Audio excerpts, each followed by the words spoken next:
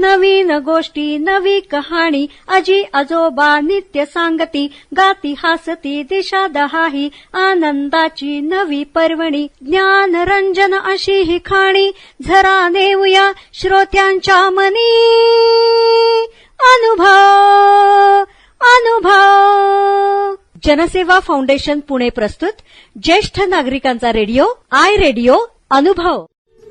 राष्ट्रीय समाज रक्षा संस्थान, सामाजिक न्याय व सबलीकरण मंत्रालय, भारत सरकार, मीडिया फॉर कम्युनिटी फाउंडेशन आणि जनसेवा फाउंडेशन पुणे प्रस्तुत ज्येष्ठ नागरिकांसाठीचा आय रेडिओ अनुभव.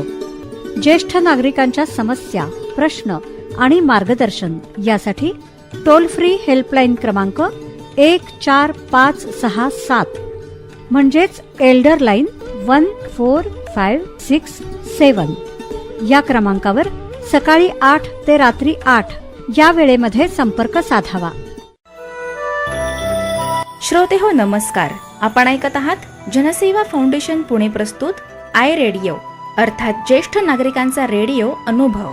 कार्यक्रमात आता ऐकूयात अपर्णा देशपांडे यांनी सादर केलेला ज्येष्ठ नागरिक संस्काराचे प्रभावी माध्यम ठरू शकतात का हा विशेष कार्यक्रम. नमस्कार. आता या विषयाचा विचार करताना सगळ्यात पहिले आपल्याला विचार करावा लागेल की खरंच जीवनात संस्काराचं काही महत्व आहे का. ते नक्कीच आहे. कारण की हा जो माणूस आहे या विश्वातला, सजीव सृष्टीतला, तो मनुष्य प्राणी सर्वश्रेष्ठ आहे असं आपण मानतो आणि माणसानं आपलं सर्व श्रेष्ठत्व सिद्धही करून दाखवलंय. त्याच्या त्या श्रेष्ठत्वाची वेगवेगळी कारण आहेत. त्यापैकी एक मुख्य कारण म्हणजे त्याच्यावर घडलेले संस्कार. संस्कारातून माणसाच्या चारित्र्याची जडणघडण होते. आता आपल्या शरीराच्या पोषणासाठी, ते शरीर सुदृढ ताकदवान होण्यासाठी, निरामय निरोगी राहण्यासाठी पोषक आणि सकस अन्नाची आवश्यकता असते. तशीच माणसाचं चारित्र्य घडण्यासाठी त्याचं मानसिक, बौद्धिक सर्व प्रकारचं पोषण होण्याची अत्यंत गरज असते. कारण माणसाची तो एक जबाबदार नागरिक, एक सद्वर्तनी, सज्जन, सभ्य असा माणूस म्हणून ओळख निर्माण त्याला करावी लागते. ती ओळख निर्माण होण्यासाठी त्याच्या अंगी खूप गुण असावे लागतात. ते गुण फक्त पुस्तकी ज्ञानातून आचरणात आणता येत नाहीत. आज माणसानं त्याच्या प्रयत्नातून ज्ञानाचा, माहितीचा प्रचंड साठा जमवलेला आहे. अगदी माहितीचा महासागरच म्हणा ना. पण त्या महासागरात पोहूनही संस्कार काही घडत नाहीत, तर संस्कार सहवासातून घडतात, हळूहळू घडत जातात. आपलं कुटुंब, शेजार, मित्रपरिवार, शिक्षक, पुस्तकं, आपल्या संपर्कात येणारा समाज घटक, नेते, विचारवंत, राज्यकर्ते, युगपुरुषांच्या चरित्रकथा, आपला इतिहास अशा वेगवेगळ्या माध्यमांमधून आपल्यावर संस्कार घडत असतात. आजच्या काळातली एक सर्वात प्रभाव पाडणारं माध्यम म्हणजे दूरदर्शन आणि आता तर सोशल मीडिया सुद्धा. व्हॉट्सॲप, ट्विटर, फेसबुक, इंस्टाग्राम यांचा वाढता प्रभाव दिसून येतो. तंत्रज्ञानामुळे अगदी सहज उपलब्ध असणाऱ्या या समाज माध्यमांचं आज प्रचंड आकर्षण निर्माण झालंय.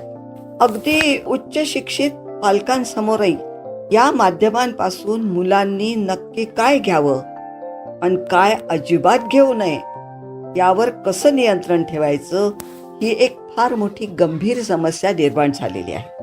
आता आपल्या बालपणाचा विचार केला तर असं आठवतं की आपण सर्वात जास्त आईच्या सहवासात होतो.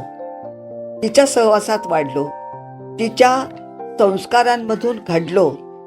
तिचं बोलणं, वागणं, तिचे दैनंदिन व्यवहार, कुटुंबातील लहान मोठ्या सदस्यांशी, शेजाऱ्या पाजाऱ्यांशी तिचे कसे संबंध आहेत, या साऱ्या गोष्टींचे नकळतपणे आपल्यावर संस्कार घडत गेले. कोणत्याही थोर व्यक्तीचे विचार ऐकले की ती प्रत्येक व्यक्ती अगदी मनापासून सांगते, कबुली देते की आज आम्ही जे काय आहोत ते आमच्या आईने केलेल्या संस्कारामुळे आहोत. आणि थोरा मोठ्यांचे चरित्र आपण वाचतो तेव्हा सुद्धा ते थोर माणसं या गोष्टीची कबुली देत असतात. अगदी भ्रूण अवस्थेपासूनच या संस्कारांना सुरुवात झालेली असते.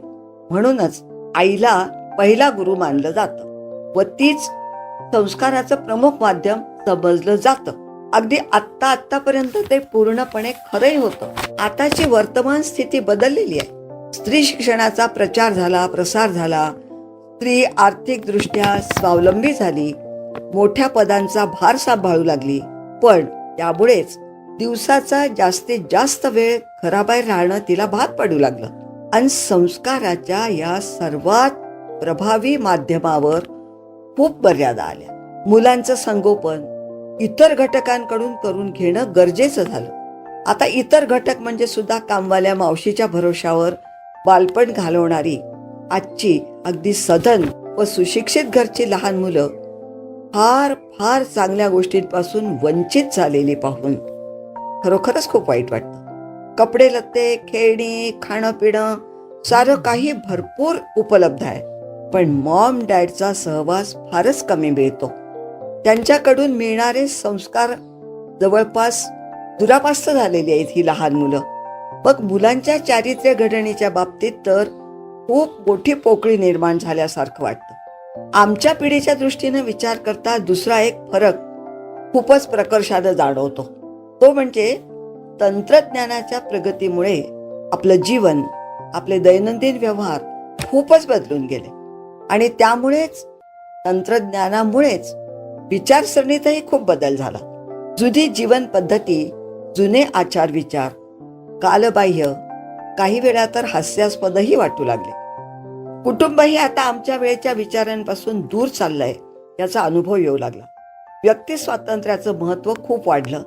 दुधात साखर एकजीव व्हावी असं आता कौटुंबिक जीवन किंवा कौटुंबिक संबंध आता दिसून येत नाहीत. मी आणि माझं, तुझं तू पाहून घे, पण जबाबदाऱ्यांच्या बाबतीत मात्र मीच का, असे प्रश्न कुटुंबात आता निर्माण होऊ लागलेले आहेत जे पूर्वी होत नव्हते. आणखी एक गोष्ट म्हणजे ज्येष्ठ म्हणवले जाणारे 60 नंतरचे लोक, ज्यांना आज ज्येष्ठ नागरिक म्हटलं जातं, त्यांची मानसिकता अशी असते की आता आम्हाला शांत जीवन मिळावं, आमच्या आवडी, आमचे छंद जोपासायला आम्हाला आमचा स्वतःचा वेळ मिळावा. या सर्व मर्यादांचा विचार करून ज्येष्ठ नागरिक या बदललेल्या परिस्थितीत संस्काराचं माध्यम, प्रभावी माध्यम बनू शकतात का याचा थोडासा प्रयत्न करूया. ज्येष्ठ नागरिक संस्काराच्या प्रक्रियेतील माध्यम आहेत का, हाच आधी प्रश्न. कोणत्या निकषावर ज्येष्ठत्व ठरवायचं, तर त्यासाठी एक मुख्य निकष तो म्हणजे वयाचाच आहे. आता तर 55 वर्षानंतरची व्यक्ती कायदेशीर दृष्ट्या ज्येष्ठ नागरिक समजली जाते आणि तसही 60 संवत्सर पूर्ण केलेली व्यक्ती ज्येष्ठ नागरिक तर अगदी सर्रासपणे समजली जाते. मग ती व्यक्ती उच्च शिक्षित, कमी शिक्षित, अगदी अशिक्षित, गरीब, श्रीमंत, कोणत्याही सामाजिक स्तरातील असो, उच्च पदस्थापासून अगदी कामगार वर्गातील असो, प्रत्येकाच्या जवळ कमी जास्त प्रमाणात अनुभवांची शिदोरी असतेच. प्रत्येक माणसानं सुखदुःख, मानपान, यशापयश, अडीअडचणी यांचे संमिश्र अनुभव घेतच जीवन घालवलेलं असतं. हे सगळे जीवनाचे अनुभव हीच आता त्यांची खरी पुंजी असते आणि जीवन शिक्षण देण्यासाठी तिचा खूप उपयोग होऊ शकतो. सर्वात महत्वाची गोष्ट म्हणजे संस्कार उपदेश करून, जबरदस्ती करून, स्वतःचं आचरण वेगळं आणि बोलणं वेगळं अशा पद्धतीनं कधीही घडू शकत नाहीत. संस्कार घडवण्यासाठी एकच शैक्षणिक साधन प्रभावी ठरू शकतं, ते म्हणजे स्वतःचं आचरण. भगवद्गीतेच्या कर्मयोग या 3ऱ्या अध्यायात भगवान श्रीकृष्णानं अगदी स्पष्ट शब्दात सांगितलंय की श्रेष्ठ व्यक्ती जे जे करते त्याचं अनुकरण सामान्य जन करत असतात. आपल्या अनुसरणीय कृत्यांनी ती जे जे आदर्श घालून देते त्यानुसार सारं जग कार्य करतं. आणि लहान मुलांच्या बाबतीत ही गोष्ट अगदीच खरी आहे, कारण लहान मुलांची मनं ही अत्यंत संस्कारक्षम आणि समोरच्या वातावरणातून सर्व काही ग्रहण करणारी अशी असते. आता सर्व ज्येष्ठ नागरिक म्हणजे काही कोणी शास्त्रज्ञ, तत्वज्ञ, समाजसुधारक, उच्च शिक्षित, उच्च पदांवर काम केलेले असे नसतात. आपापल्या शैक्षणिक पात्रतेप्रमाणे नोकरी, व्यवसाय करून निवृत्त झालेलेच बहुसंख्य नागरिक असतात. ही मर्यादा लक्षात घेऊनच ज्येष्ठ नागरिकांमधील संस्कार करण्याची शक्ती आपल्याला प्रचंड ऊर्जा देण्यासाठी कशी अतिशय उपयोगी आहे ते थोडक्यात बघूया. काय बदलला? जीवन पद्धती बदलली, विचारसरणी बदलली, असे सर्व प्रकारचे कितीही बदल झाले तरी काही गोष्टी कधीही बदलणारच नाही. आणि त्या कोणत्याही काळासाठी, कोणत्याही सामाजिक आर्थिक स्तरातील माणसांसाठी आवश्यकच आहेत ना. कोणत्याही चांगल्या किंवा वाईट गोष्टीला सुरुवात होते ती आपल्या घरातून. अगदी एखादी छोटीशी इवलीशी पणती सुद्धा आपल्या अवतीभोवतीचा परिसर तिच्या सौम्यतेच्यानं उजळून टाकू शकतात. तसंच ज्येष्ठ नागरिक सुद्धा छोट्या छोट्या कृतींमधून संस्कार घडवू शकतात.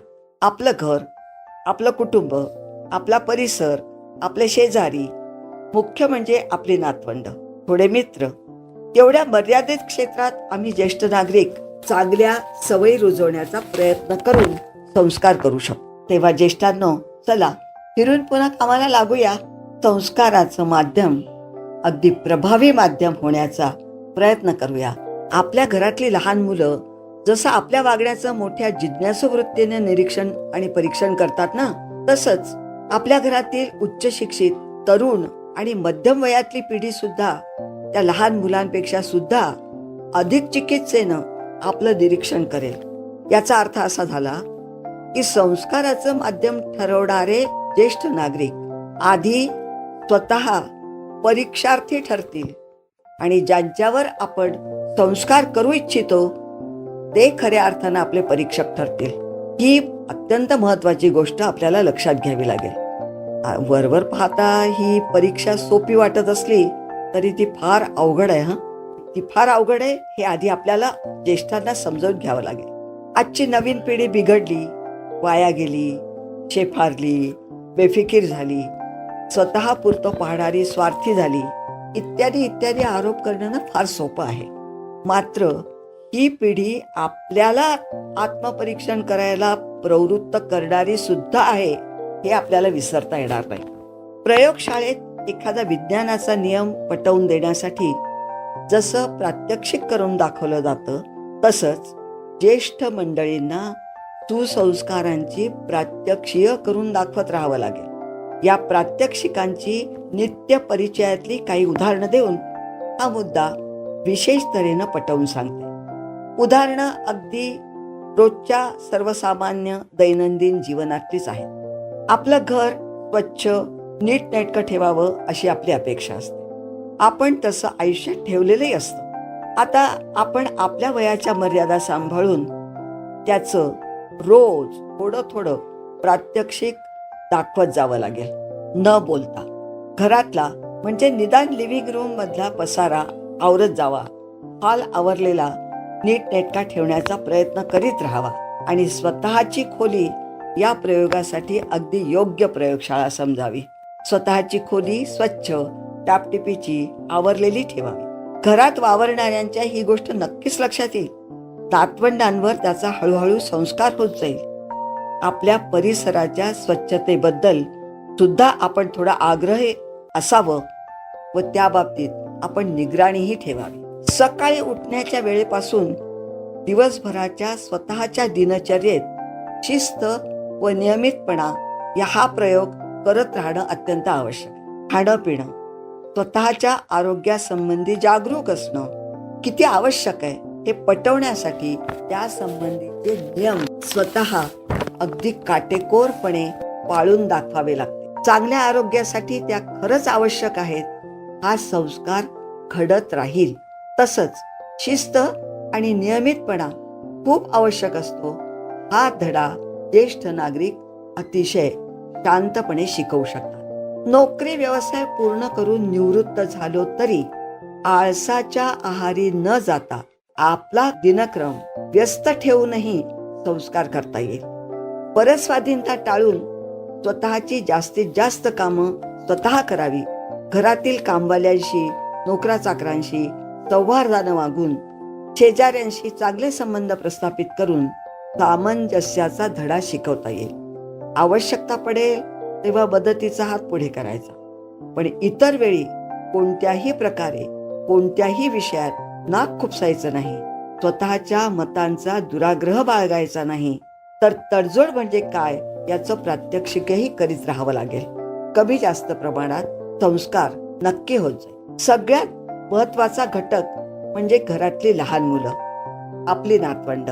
त्यांच्यासाठी तर आपण खूप काही करू शकतो. याचा आधी आपल्याला विश्वास बाळगावा लागेल आणि आपण म्हणजे ज्येष्ठ नागरिक संस्कार करण्याचं मोठं काम करू शकतो यावर आपल्याला विश्वास ठेवावा लागेल. ज्येष्ठ नागरिक घरातल्या घरात अगदी वेळेचं बंधन नसलेला एक संस्कार वर्ग छान चालवू शकतात.